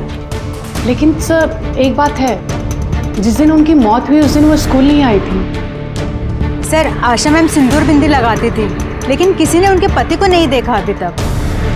और सर हाँ, एक बात और, उनके घर पे एक मुस्लिम लड़का आता है हमेशा। पता नहीं वो लड़का कौन है। सर दीपक के पिता अनिल के घर के बाहर तो ऐसी कोई दुकान नहीं है जहां से नायलॉन की रस्सी मिल सके। सर अनिल और उसकी पत्नी कॉल रिकॉर्ड्स। सर जिस दिन आशा जी की मौत हुई थी उस दिन दोपहर को 3 से 6 के बीच में अनिल के मोबाइल की लोकेशन उसके घर की ही है। हो सकता है मिसलीड करने के लिए अनिल ने अपना फोन घर पे ही छोड़ दिया हो सकता है सर। और हाँ सर, हमने आशा जी के स्कूल में जाकर भी पता किया है। सर कुछ तो हुआ था। सर एक टीचर का कहना है कि आशा जी ने सारे टीचर्स को अर्जेंटली बुलाया था कुछ बात करने के लिए, मीटिंग करने के लिए। फिर उसके बाद में आशा जी ने मीटिंग कैंसिल कर दी। आपने कुछ ज़रूरी मीटिंग के लिए कहा था, तो मैं सारे टीचरों को बुला लूँ? नहीं शुक्ला जी, मैं बताती हूँ आपको बाद में। अच्छा, आशा जी के आस पड़ोस से कुछ पता चला? हाँ सर। सर आशा जी अधिकतर बात तो किसी से करती नहीं थी, लेकिन पड़ोसियों का कहना है कि आशा जी के घर पर एक मुस्लिम लड़का आया करता था। एक बात और सर आशा जी सिंदूर बिंदी लगाती ज़रूर थी, लेकिन पड़ोसियों का कहना है कि आज तक उन्होंने उसके पति को देखा नहीं। हो सकता है कहीं बाहर काम करते हो, लेकिन अभी तक आए क्यों नहीं? सर वो 5 साल पहले ही हमें छोड़कर चले गए, लेकिन मेरी माँ अब तक उनके नाम का सिंदूर लगाती थी। कहीं इन सब में उनका हाथ तो नहीं है? पता नहीं सर, हम तो उनके टच में बिल्कुल नहीं थे। हमें कुछ नहीं पता कि इसमें उनका हाथ है भी कि नहीं। कहाँ है वो भी, कुछ पता? ये भी नहीं पता सर। और उन्हें ढूंढना इतना मुश्किल काम भी नहीं था। गवर्नमेंट जॉब में है, बिजली विभाग में है, लेकिन हमने कभी उनकी खबर लेने की कोशिश ही नहीं की। माँ ने ही कहा था कि जब वो खुद घर छोड़कर गए हैं तो उनके पीछे जाकर क्या फायदा। नाम क्या है उनका? मदन शर्मा। अच्छा, तुम्हारे घर एक मुस्लिम लड़का आता है, वो कौन है? वो मेरा छोटा भाई है सर, अनुराग। मुस्लिम लड़का अनुराग तुम्हारा भाई, क्या माजरा है ये? दरअसल अब उसका नाम असलम है, वो कन्वर्ट हो गया है। क्यों कन्वर्ट हो गया है? सर पुराने घर से जब हम लोग यहाँ पर शिफ्ट हुए थे तो उसके कुछ ही दिनों के बाद वो। अनुराग ये क्या कर रहा है? ये सब क्या है अनुराग? क्या कर रहे हो? पूछ रही हो कुछ? मैं कन्वर्ट हो गया अम्मी। क्या अम्मी? जानता था अम्मी आपको प्रॉब्लम होगी, लेकिन मैं ऐसी दोहरी जिंदगी नहीं जी सकता। अनुराग मेरी बात सुनो। अनुराग माँ एक मिनट, अनुराग देख मेरी बात सुन। उसके बाद वो चला गया, फिर कभी कभी वो घर पर आता था, और ये सब माँ को बिल्कुल भी पसंद नहीं था। और कौन कौन है घर में तुम्हारे? सिर्फ फैमिली में बचा ही कौन है?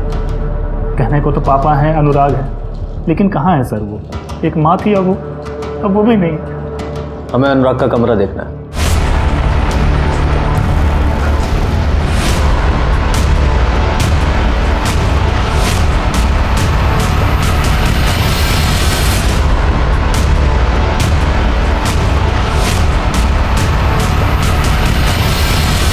क्या मियाँ, ये किताबें, तुम्हारा ये हुलिया, क्या है ये सब? सर हमें पढ़ने का बेहद शौक है। भाई पढ़ने का शौक तो हमें भी बहुत है। वेद पुराण से लेकर बाइबल, कुरान सब हमने पढ़ा है। ये किताबें ये तो किसी जिहादी ऑर्गेनाइजेशन की लग रही हैं। कहीं ज्वाइन वाइन करने का इरादा तो नहीं है? नहीं सर, हमारा ऐसा कोई मंसूबा नहीं है किसी भी ऑर्गेनाइजेशन को ज्वाइन करने का। हम तो बस ऐसे ही पढ़ रहे थे। अच्छा एक बात बताओ, पर ये कन्वर्ट क्यों हो गए तुम? सर ये सब हमने उनके कहने पर किया। मैं कुछ भी कर सकता हूँ। ठीक है, तो फिर तुम्हें कन्वर्ट होना होगा। प्यार के नाम यह भी सही। भाभी जान, मैं मेरे नुसरत के लिए कुछ भी कर सकता हूँ। सर हम नुसरत से बेपनाह इश्क करते हैं। अच्छा, और तुम्हारा ये बेपनाह इश्क तुम्हारी माँ को मंजूर नहीं था, इसलिए तुमने उन्हें मार दिया? नहीं सर, हमारे अम्मी का मानना ना मानना ये उनका पर्सनल डिसीजन था। हम अपने टर्म्स पे रह रहे थे, उनकी रजामंदी की जरूरत नहीं थी। हम उनसे बीच बीच में मिलने जाते थे, उनकी मौत से एक दिन पहले भी गए थे, मगर अपनी अम्मी के दिल में अपने लिए प्यार नहीं जगा पाए। सर हाँ ठीक है अनुराग, असलम आप जा सकते हैं। जी सर, आशा जी के कॉल रिकॉर्ड्स और लोकेशन डिटेल्स भी आ गए हैं। सर जिस दिन आशा की मौत हुई थी उस दिन सुबह वो स्कूल नहीं गई थी, बल्कि उन्नाव गई थी और उसके बाद फिर वापस घर पर आ गई थी। और सर मौत से 1-2 दिन पहले आशा जी ने गैस एजेंसी में फ़ोन किया था सिलेंडर के लिए, और मौत वाले दिन सुबह भी फ़ोन किया था। हाँ, उस दिन मैंने एक सील्ड सिलेंडर वहाँ देखा तो था। पता करो वो डिलीवरी बॉय कौन था जिसने सिलेंडर डिलीवर किया था, और ये भी पता करो कि आशा जी उन्नाव किस लिए गई थी। जी सर।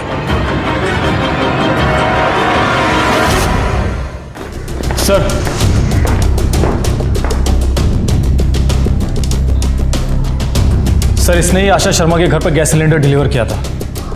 नाम क्या है तुम्हारा? सोनू माझी है साहब। लेकिन साहब हम कुछ नहीं किए हैं साहब, हम इनको बताए हैं, हमको पता चला कि वो जल के मर गए साहब। हम बाल बच्चे वाले आदमी साहब, हम कुछ नहीं। अरे ठीक है, हमें पता है तुमने कुछ नहीं किया, तुम्हारी थोड़ी सी हेल्प चाहिए बस। 12 अप्रैल को जब तुमने आशा जी के यहाँ गैस सिलेंडर डिलीवर किया था, क्या इनमें से कोई वहां मौजूद था? नहीं साहब, ये नहीं थी, वो तो 25-30 साल की लड़की थी साहब। अच्छा स्केच बनवा सकते हो? हाँ अरे फोटो? हाँ नहीं साहब, इतना अच्छे से देखे तो नहीं थे, ठीक से याद नहीं आ रहा है, लेकिन अगर एक बार देख लेना सामने से तो झट से पहचान लेंगे। ठीक है तुम जाओ, और हाँ जाने से पहले नाम नंबर लिखा के जाना, जरूरत पड़ी तो दोबारा बुलाएंगे तुम्हें। साहब इस सब 10 दिन में हो जाएगा ना साहब? क्यों, अभी तो दशहरा भी नहीं है। रामलीला में पार्ट लिया है क्या तुमने? नहीं साहब, क्या है ना कि हमारा कंफर्म टिकट हुआ है दरभंगा का, हम छुट्टी में जा रहे हैं बिहार। सुनो तुम भी जाओ। हाँ सर, ये आशा की फैमिली में तो सारे मेल्स ही हैं। उसके दोनों बेटे सिद्धार्थ और वो दूसरा अनुराग जो कन्वर्ट हुआ है, और आशा जी का पति मदन। फिर ये 25 से 30 साल वाली लड़की कौन हो सकती है? अनुराग बोल रहा था ना उसकी कोई गर्लफ्रेंड है। अनुराग और उसकी गर्लफ्रेंड को बुलाओ, हो सकता है आशा जी के मर्डर में उसी का कोई हाथ। नेहा चलो खाना खा लो। नहीं मेरा मन नहीं है। मैंने बोला ना, अब कोई प्रॉब्लम नहीं है, प्रॉब्लम की जड़ खत्म हो चुकी है। चलो खाना खा। बोला ना मेरा मन नहीं है, जो हुआ बहुत गलत हुआ, मुझे नहीं खाना। नेहा। अनुराग। असलम। ठीक है, इनमें से आपकी गर्लफ्रेंड कौन है? जी ये नुसरत हमारी गर्लफ्रेंड, और ये हमारी भाभी जान हिना। ठीक है, आप इधर रुकिए, आप दोनों अंदर चलिए, साहब ने बुलाया, आइए। सर आपने हमें नुसरत को बुलाया था? नहीं, बस वो हमको नुसरत से मिलना था और पूछना था कि जिस वक्त आशा जी के घर में आग लगी थी उस वक्त आप दोनों कहाँ पर थे? सर हम दोनों नुसरत के भाभी जान के घर पे थे, हिना शेख। ठीक है, आप नुसरत की डिटेल्स लिखवा दीजिएगा बाहर। ठीक है सर। चलिए आप लोग शहर छोड़कर बाहर मत जाइएगा। सर आप लोग हमारी अम्मी की कत्ल के लिए हम पर शक कर रहे हैं? हम सिर्फ अपना काम कर रहे हैं। और एक कहावत तो आपने सुनी होगी कि कई बार घर के चिराग से ही घर में आग लग जाती है। जाइए। चलिए।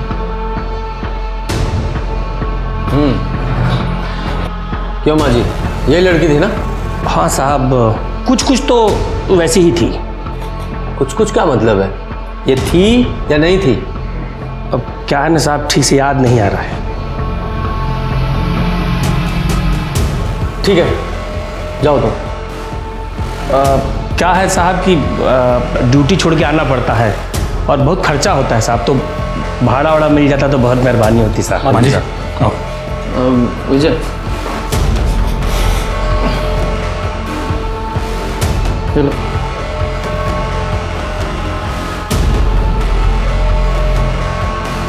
विजय, इस अनुराग और नुसरत पे नजर रखो और इन दोनों की कॉल डिटेल्स भी निकालो। जी सर। अरे सर, क्या आप कंप्लेंट कर रहे हो सर? अरे इतना सा लड़का था सर, हमारी आंखों के सामने से हमारी बाइक लेकर के चला गया सर। नहीं सर, आप चलिए और हमारी बाइक दिलाइए सर। मैं नहीं जानता सर। क्या हो रहा है ये? क्यों शोर मचा रहे हो? सर, इसकी बाइक चोरी हो गई है और पिछले कुछ दिनों से इस एरिया में काफी बाइक चोरी हुई है। हाँ तो कंप्लेंट तो लिखानी पड़ेगी ना। शांति से बैठो और पहले कंप्लेंट लिखाओ। Sorry sir. पासवान, सारे सिग्नल्स को अलर्ट करो और उनकी सीसीटीवी फुटेज भी चेक कराओ और जितनी बाइक आज तक चोरी हुई हैं सबका आरटीओ से क्रॉस वेरिफिकेशन कराओ।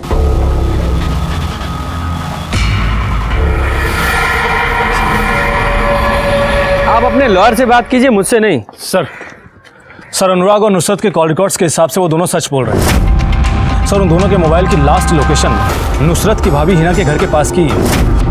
और सर, हमने आशा के पति मदन के बारे में इलेक्ट्रिसिटी डिपार्टमेंट में जाके पता किया। उसका ट्रांसफर हुआ है उन्नाव में। उन्नाव? ये आशा जी के कॉल रिकॉर्ड्स के हिसाब से अपनी मौत से पहले वो उन्नाव ही गई थी ना, राइट? हाँ सर। और सर, मदन के ऑफिस वालों ने बताया है कि आशा ने वहाँ के पुलिस स्टेशन में मदन के अगेंस्ट कंप्लेंट करवाई थी दूसरी शादी करने पर। मदन ने दूसरी शादी की थी और इसी वजह से मदन को जॉब से निकाल दिया था। पता किया किससे की उसने दूसरी शादी? हाँ सर।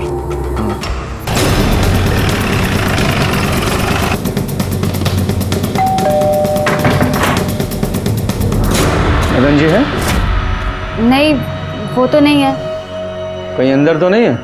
सर। आप चाहे तो अंदर देख सकते हैं, वो नहीं है। कहाँ गए? पता नहीं। आप उनकी पत्नी हैं या ऐसे ही साथ में रह रही हैं? सर, ये आप क्या कह रहे हैं? उनकी पत्नी आशा शर्मा ने उनके खिलाफ कंप्लेन लिखवाई थी। जी, मेरे सख्त नेचर की वजह से मैं अपना घर नहीं बचा पाई, लेकिन वजह तो ये थी नहीं मदन। वजह ये थी कि तुम इस औरत के लिए मुझे छोड़कर आ गए। ऐसा नहीं है, ऐसा नहीं है। ये बच्चा तुम्हारा है? कितने साल का? 6 साल का है। और 5 साल पहले तुमने मुझसे ये कहा कि तुम्हारा दम घुटता है उस घर में। ये क्यों नहीं कहा कि तुमने गिरहस्ती बसा ली है इस औरत के साथ, बच्चा पैदा कर लिया? मैं पुलिस में कंप्लेन करूंगी, तुम्हारे ऑफिस जाऊंगी। ना तुम्हारा ये बच्चा जायज है और ना तुम्हारी ये बीवी। तुम्हारी ये पूरी शादी ही नाजायज है। इनके खिलाफ इंक्वायरी चल रही है। उस दिन के बाद से वो पता नहीं कहाँ चले गए हैं। मुझे लगता है कि उन्होंने मुझे भी छोड़ दिया है। पासवान, इस मदन की कॉल डिटेल्स निकालो, उसका नंबर ट्रेस करो और इस किरण पर नजर रखो। जी सर।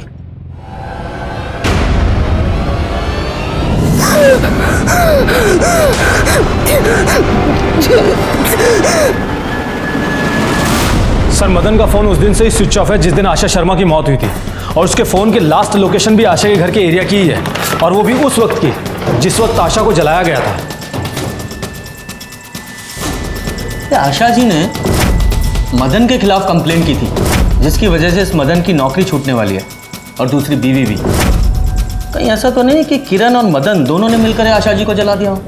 वो औरत जिसे उस सिलेंडर वाले ने आशा जी के घर पे देखा था, हो सकता है वो किरण ही हो। जब तुम्हारी जरूरत थी तो पहले शादी की, बच्चे पैदा किए, अपनी लाइफ को पूरा एंजॉय किया आपने, और अब इस उम्र में अपनी पहली पत्नी के होते हुए उसे धोखा देकर अपने से आधी उम्र की लड़की के साथ तुमने दूसरी शादी कर ली, और जब पहली बीवी ने कंप्लेन की तो मार डाला उसे। नहीं सर, मैंने नहीं मारा आशा को। आपकी कॉल डिटेल्स हैं हमारे पास। जिस समय और जिस दिन आशा जी का मर्डर हुआ, आपकी फोन की लोकेशन उन्हीं के घर के आसपास एक्टिव थी? जी, मैं गया था वहां पर।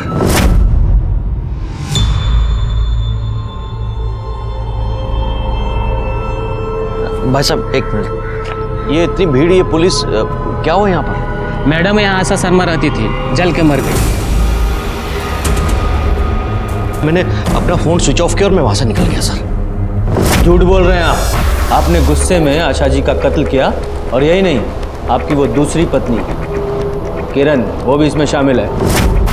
किरण का इससे दूर दूर तक कुछ लेना देना नहीं है सर। वो तो पता चल ही जाएगा। माँ जी, ये मदन जी हैं, आशा जी के पति,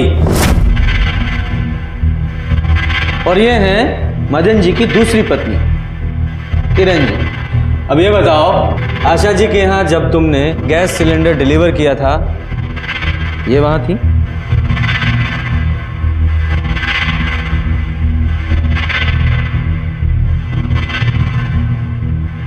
हाँ साहब, यही होगी साहब, क्योंकि जो दूसरे घर में आग लगाए उसे किसी दूसरे को आग में झोंकने में कितना वक्त लगेगा?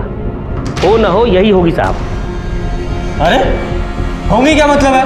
देखो, थी या नहीं थी, कंफर्म करो।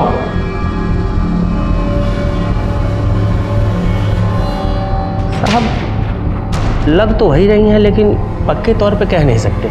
यही हो सकती है साहब, और कौन करेगा? पांडे, लेके जाओ इसे। जाओ सर।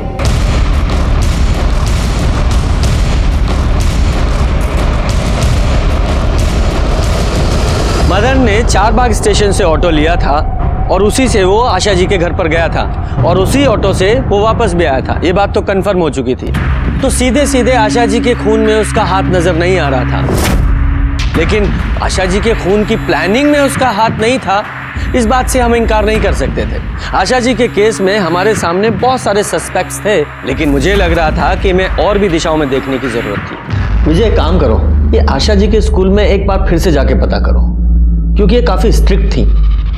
हो सकता है किसी स्टूडेंट का एंगल सामने आए।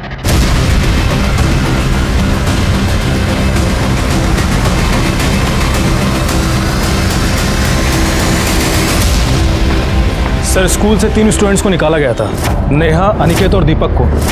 हाँ, लेकिन दीपक के फादर ने तो कहा था कि आशा जी ने सिर्फ एग्जाम देने से रोका था। आशा मैडम कह रही थी कि इसकी अटेंडेंस कम है, इसलिए एग्जाम में नहीं बैठ सकता।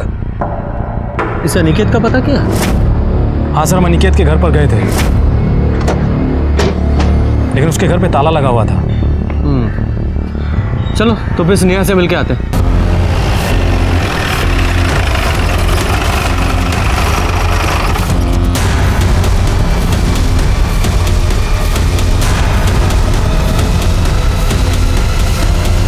क्या हुआ है?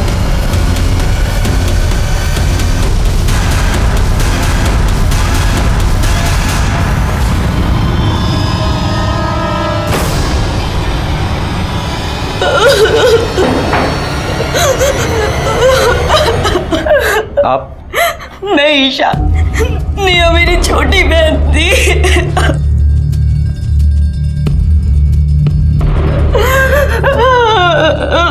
आप कहाँ थी जब ये सब कुछ हुआ? आज मैं ऑफिस से जल्दी आ गई और जैसे मैं घर में आई। नेहा, नेहा कहाँ है तू? मैंने देखा कि नेहा इस हालत में है। ये किसी परेशानी में थी या डिप्रेशन में? नहीं सर, नेहा बिल्कुल नॉर्मल थी। अच्छा, जरा चेक करो कोई सुसाइड नोट वगैरह मिलता है तो। सर। सॉरी ईशा जी, लेकिन आप बता सकती हैं कि इसे स्कूल से क्यों निकाला गया था? हो सकता है उसी वजह से इसने सुसाइड किया हो। बाय द वे, आपको पता है कि इसके स्कूल की प्रिंसिपल आशा शर्मा, उनका भी मर्डर हो गया? हाँ सर, सुना तो था मैंने। सर, सुसाइड नोट तो नहीं मिला है। ठीक है पूजा,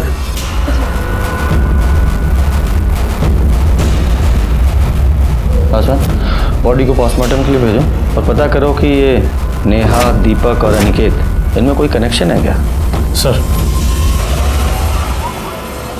सर नेहा की पोस्टमार्टम रिपोर्ट आ गई है। ठीक है, अंदर आओ। सर बॉडी पर स्ट्रगल का कोई भी मार्क नहीं है और मौत फांसी लगने से ही हुई है। इसका मतलब ये सुसाइड ही था।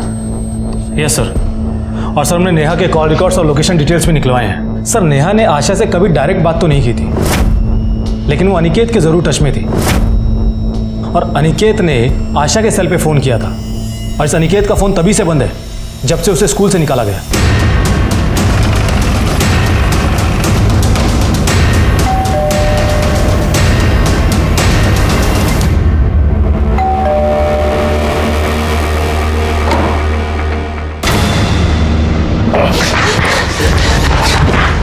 कहाँ भाग रहे हैं? ले चलो।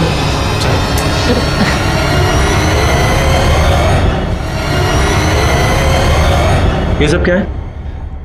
गलती हो गई सर। सर इस फाइल में उन सारी बाइक्स के नंबर्स है जो पिछले कुछ दिनों में इस एरिया में चोरी हुई थी। इतनी छोटी उम्र में बाइक चोरी करते? नहीं सर, वो आशा मैडम को पैसे देने थे। वो मेरी प्रिंसिपल है। प्रिंसिपल हैं? हाँ, उन्होंने ही मुझे कहा था 2 लाख रुपए लाने के लिए। मेरे पास तो इतने पैसे थे नहीं सर, इसलिए चोरी की हुई बाइक को बेचकर मुझे पैसे देने पड़े। पैसे क्यों मांगी थी उन्होंने? कुछ गलती हो गई थी सर, और मैम ने कहा कि अगर पैसे नहीं दिए तो स्कूल से एक्सपेल कर देंगी। तो पैसे देने तुम उन्हें ऊपर जाते थे? मतलब आशा जी का मर्डर हो गया है। क्या मर्डर? सर मुझे पता भी नहीं, मेरा फ़ोन बंद था और सिद्धार्थ भैया भी इतने दिनों से पैसे लेने आए, उन्होंने मुझे कुछ नहीं बताया। सिद्धार्थ? जी, मैडम का बेटा। उन्होंने ही मुझसे कहा था कि मैम को पैसों की ज़रूरत है और अगर मैंने उन्हें पैसे दे दिए तो मुझे माफ़ कर देंगे। ये बाइक चुराने का आइडिया भी सिद्धार्थ भैया का ही था। क्या सर बकवास कर रहा है ये? सर ये झूठ बोल रहा है, मैंने इससे कोई पैसे वैसे नहीं लिए। क्या सबूत है तुम्हारे पास? अरे रिकॉर्डिंग है इसके पास में तुम्हारी, सुनाओ जरा रिकॉर्डिंग। हाँ सिद्धार्थ भैया, मैंने मेरे माँ से बात कर ली है, लेकिन तुम्हारी मैम मान ही नहीं रही है। उनको 2 लाख रुपया किसी भी हालत में चाहिए। लेकिन इतने पैसे मेरे पास नहीं है। एक काम कर, बाइक चोरी कर और उन्हें बेच। सर हम मानते हैं कि हमने इससे पैसे मांगे थे। वो दरअसल हम अपने उस छोटे से दुकान से खुश नहीं थे, हम कुछ बड़ा करना चाहते थे सर, इसीलिए हमने इससे पैसे लिए थे। तुमने ही तो अपनी माँ को नहीं मारा? नहीं सर, अरे ये क्या कर रहे हैं आप? हमने अपनी माँ को नहीं मारा है सर, वो तो हम बस इसकी मजबूरी का फायदा उठा रहे थे और कुछ नहीं। मजबूरी? क्या मजबूरी थी तुम्हारी?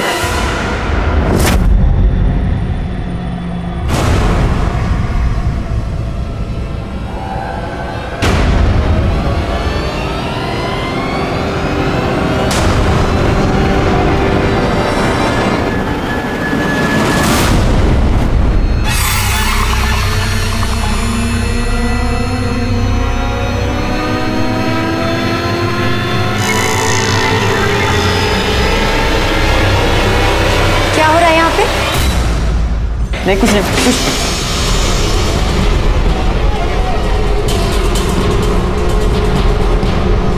ये सब करने आते हो तुम लोग स्कूल में? हाँ? डिस्गस्टिंग। और नेहा तुम पढ़ाई में तो तुम्हारा मन लगता नहीं है, यही सब करने आती हो तुम ना? तुम खुद अपना वीडियो बनवा रही थी? I am so sorry ma'am, मुझे नहीं पता था ये वीडियो बना रहा होगा। लेकिन तुम्हें ये तो पता था कि तुम क्या कर रही हो, और वो भी स्कूल में? मैं तुम तीनों को एक्सपेल कर दूंगी। सर मैंने आपसे कहा ना सर, मैंने आशा जी को नहीं मारा सर। सर मैं डर जरूर गया था, इसीलिए तो मैं बार बार आशा मैडम से रिक्वेस्ट कर रहा था। वो मोबाइल कहाँ है जिससे आपके बेटे ने वो वीडियो बनाई थी? सर आशा मैडम ने वो मोबाइल लॉकर में रख दिया था, तो मैंने पियून को पैसे खिलाकर उसे निकलवाया, वरना मेरा बेटा फंस जाता सर। लाइए मोबाइल दीजिए वो। लेकिन सर मैंने वो वीडियो डिलीट कर दिया उसमें से। उस डिलीट वीडियो को कैसे रिकवर करना है हमें अच्छी तरह से पता है। लाइए मोबाइल दीजिए।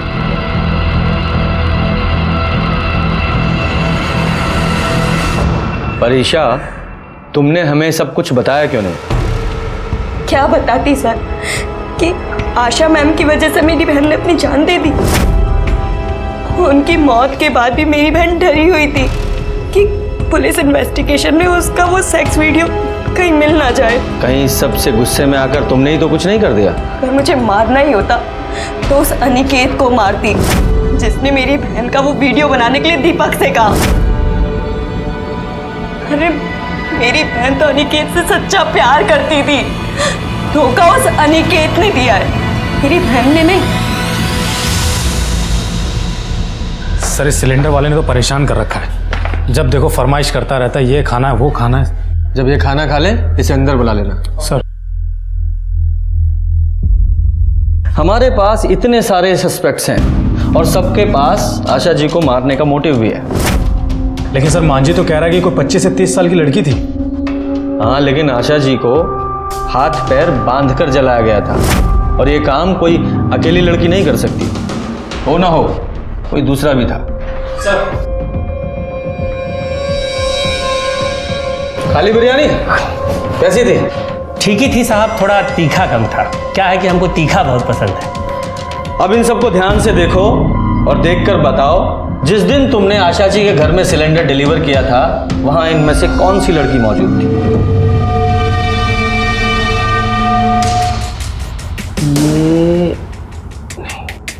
ये नहीं थी साहब। ये भी नहीं थी साहब। क्या है ना साहब कि अब इतना सारा फोटो देखकर हमारा दिमाग ही काम नहीं कर रहा है। निकलो निकलो यहां से, जाओ। मजाक लगा रखा है तुमने यहाँ? पुलिस इंक्वायरी चल रही है। हाँ ना तुम्हारी हाँ ना के चक्कर में किसी की जिंदगी बर्बाद हो सकती है। दरभंगा का टिकट है ना तुम्हारा? चलो सीधे जाके गाड़ी में बैठ जाओ, निकलो। चलो जाओ जाओ। विजय, इतना तो पक्का है कि जिस दिन आशा जी का मर्डर हुआ उनके घर में एक औरत मौजूद थी। एक काम करो, मर्डर वाले दिन के 3 से 6 के बीच की उनके घर के आसपास जितनी भी औरतों के मोबाइल एक्टिव थे सबकी लिस्ट निकालो। सबकी? हाँ, थोड़ा मुश्किल है लेकिन हमारे पास कोई ऑप्शन नहीं है।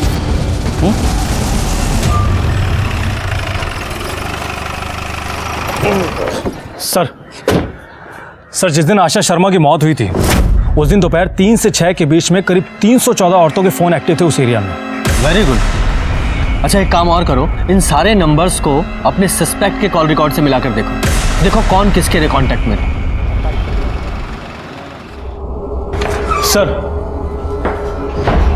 सर पता चल गया है, उन 314 औरतों में से एक के कांटेक्ट में कोई है जिसके पास आशा जी के दूसरे नंबर से कॉल्स आ रहे थे।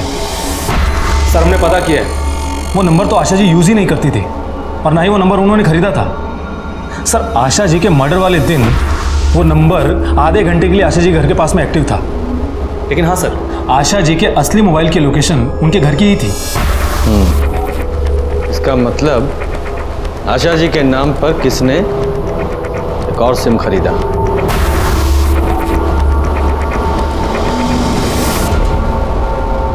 हाँ तो बोलिए हिना भाभी जान, आपके मोबाइल पर आशा जी के दूसरे नंबर से कॉल कैसे आया?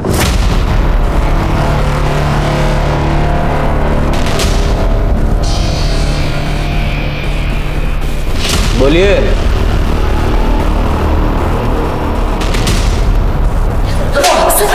सर रुक जाइए, हम बताते हैं। इनके भाईजान इनका निकाह कहीं और करवाना चाहते हैं। लेकिन भाभीजान आपके कहने पर हम कन्वर्ट तक हो गए। लेकिन इतना काफ़ी नहीं है।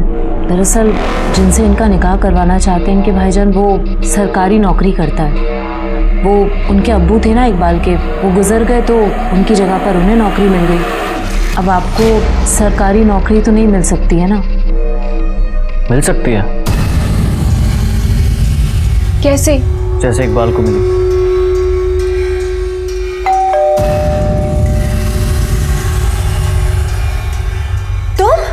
अम्मी हमें आपसे कुछ बात करनी है।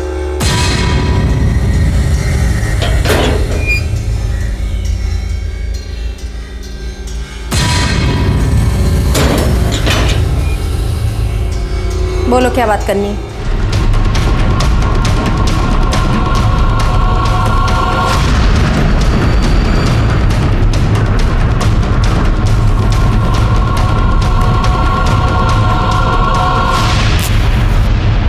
सर मेरी क्वालिफिकेशन अच्छी है, मुझे उनके नाम पर अच्छी नौकरी मिल जाती।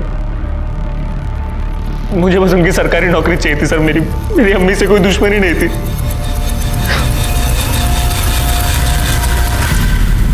एक बेटा सिर्फ नौकरी पाने के लिए कैसे अपनी माँ का खून कर सकता है? अनुराग, हिना और नुसरत तीनों को उनके किए की सजा मिली, लेकिन सवाल ये उठता है कि क्या आशा जी को उनके साथ होने वाले अपराध की दस्तक नहीं मिली थी? मिली थी, क्योंकि अनुराग कन्वर्ट हो गया था, वो उनके अगेंस्ट चला गया था। इसी बात से यह दस्तक मिली कि उनका बेटा मतलब पढ़ने के लिए कुछ भी कर सकता है। नेहा ने सुसाइड कर लिया, तो क्या ईशा को इस बात की दस्तक नहीं मिली थी कि उसकी बहन इतना बड़ा कदम उठा सकती है? ईशा को दस्तक मिली थी क्योंकि नेहा इतनी छोटी सी उम्र में एक लड़के के साथ संबंध रखे हुए थी। उसे समझना चाहिए था कि उसकी बहन इतनी छोटी है कि मुश्किल आने पर वो अपने आप को संभाल नहीं पाएगी, और हुआ भी यही, उसने आत्महत्या कर ली। ये बहुत जरूरी है कि हम अपने रिश्तों को संभाल कर रखें, लेकिन उससे भी ज्यादा जरूरी ये है कि मुश्किल आने पर हम अपने आप को संभालें। इसी के साथ मैं सीनियर इंस्पेक्टर रंजीत ठाकुर आपसे विदा लेता हूं। सतर्क रहिए और देखते रहिए क्राइम पेट्रोल दस्तक, क्योंकि मकसद बताना नहीं, बचाना है। जय हिंद। क्राइम पेट्रोल के और भी दिलचस्प कहानी देखने के लिए हमारे चैनल को सब्सक्राइब करें और बेल आइकॉन दबाना न भूलें।